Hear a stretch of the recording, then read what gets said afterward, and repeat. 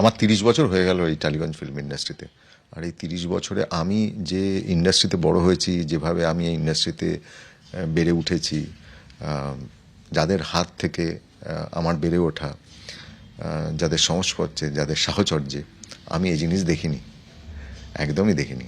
যেখানে আপনি আপনার সিনেমা রিলিজ করবার কথা যখন ভাবেন, আপনাকে আক্রমণ করা হয় এবং আপনাকে বলা হয় আপনি সিনেমা রিলিজ করতে পারবেন না, আপনি যদি রিলিজ করা হন আপনাকে মেরে ফেলা হবে এবং অকথ্য ভাষায় গালাগাল দেওয়া হয়, এবং তারপর সেটা শুধুমাত্র আপনাকে নয়, আপনার স্ত্রী, আপনার বাড়ির লোক, আপনার বন্ধু, আপনার সবাইকে আক্রমণ করা হয়। আমি একজন স্বাধীন পরিচালক এবং প্রযোজক হিসেবে আমি তো সিনেমা রিলিজ করবই। মানে অসাধারণ অভিজ্ঞতা এটা বাংলা ফিল্ম ইন্ডাস্ট্রির জন্য। আমার বেশ কিছু ছবি আমি দেখলাম, মানে সেটা যেটাকে বলে ইনফ্রিঞ্জমেন্ট অফ প্রাইভেসি, এবং সেটাকে এবং বর্ডারিং অন নিউডিটি, এই বিষয়ে মানে এআই জেনারেটেড কিছু পিকচার্স সেগুলোকে আপলোড করা হয়েছে এবং সেগুলোকে সার্কুলেট করা হয়েছে। এবং এগুলো কারা করছে, কার ইনস্টিগেশনে করছে, তারা কেন করছে, তাদের এক্স্যাক্ট কারণটা কি সেটা তো খুঁজে বার করতে হবে। ফ্যান পেজ থেকে আক্রমণ করা হয়েছে, তাই সেই অভিযোগে সস্ত্রীক থানার দ্বারস্থ হলেন পরিচালক শিবপ্রসাদ মুখোপাধ্যায়।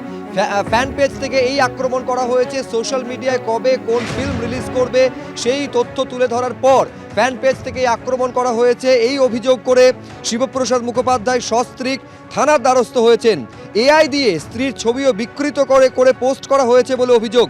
কিছু লোক মুখোশের আড়ালে সংগঠিতভাবে টার্গেট করছে বলে অভিযোগ করছেন, এবং এই অভিযোগ নিয়ে পুলিশের দ্বারস্থ হয়েছেন পরিচালক শিবপ্রসাদ মুখোপাধ্যায়। কি তার অভিযোগ, কেনই বা তিনি পুলিশের দ্বারস্থ হয়েছেন, পার্থপ্রতিম ঘোষ আমাদের প্রতিনিধি আরো বিস্তারিত বলতে পারবেন। পার্থ।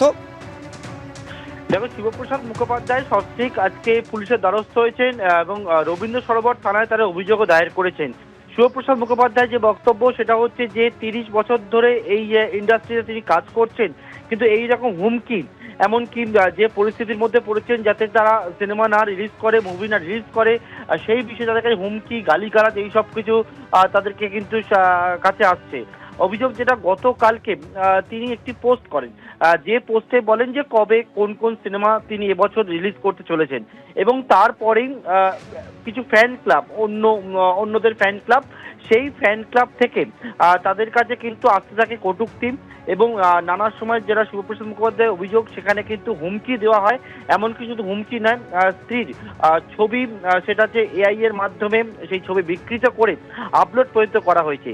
এই পরিস্থিতিতে তিনি কিন্তু পুলিশের সঙ্গে যোগাযোগ করেছেন এবং আজকে বিকেলে রবীন্দ্র সরোবর থানায় সস্ত্রীক শিবপ্রসাদ মুখোপাধ্যায় তিনি যান এবং গিয়ে যে ওই সমস্ত ফ্যান পেজের নামে অভিযোগ দায়ের করেছেন। পুলিশ জানিয়েছে তারা কিন্তু গোটা বিষয়টা খতিয়ে দেখে তদন্তের কাজ ইতিমধ্যে শুরু করেছে।